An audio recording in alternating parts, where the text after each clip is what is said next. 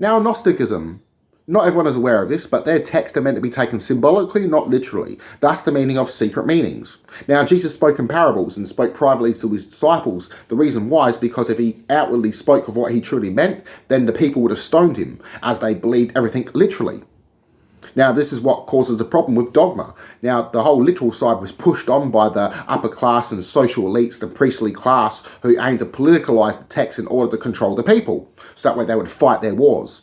Now, the Gnostics, who were the first paper bearers of Europe, who were teaching the poor people how to read and write, which also earned the wrath of the social elites, who didn't want the common man to be able to read and write. They wanted it reserved for the elites. The Catholic Church banned anyone to read the Bible and called them a heretic if they did, as they wanted the religious movements to control the text, and the common people couldn't actually understand or know what was in there. So that way, whatever the priest said goes. Now, the Gnostics, who were teaching poor people how to read and write, also taught them how to read their own Bibles. They also taught women how to paint, which was also banned by the Catholic Church. Now, archons, being good or bad. Love being a good archon, hate being a bad archon. This is also our emotion, so we are also the archons. They also said that, say if you drop something or something shitty happens, could be influence of the archons. Now, the idea of Sophia's fall and the creation of the earth by this evil lesser god, Yaldabaoth, or in some cases, an ignorant god that doesn't know himself. This is symbolically to mean that it's our own forgetfulness that we are God, that we are one with God. It's our separation from self, our separation from our inner God, the separation from nature, and separation from society. The forgetfulness, ignorance. Now, this is why these texts say, blessed is the man who knows thyself. Now, the idea of this earth being created by an evil imposter god, or a god who doesn't know himself or doesn't know where he came from, this is symbolically to be taken that life came to be by accident and that we are God experiencing itself, or that we collectively create this universe in order to seek an experience to come to know ourselves.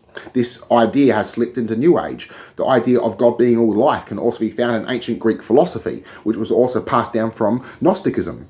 Now, the Gnostics aimed to preserve this old ancient knowledge. Now, Gnosticism was your own personal relationship with the divine, your own personal relationship with yourself. So this is one reason it was hated by the Roman Church, who wanted you to seek outside of yourself, not to seek knowledge, not to understand mathematics or philosophy or science, as they want to control everything, to make the people not ask too many questions, as they feared that the people were too wise, they wouldn't be able to control over them. So the Gnostics seeked freedom and aimed for freedom. Some Gnostics aimed to make this earth the kingdom of heaven, as they seen kingdom of heaven being within and all around us.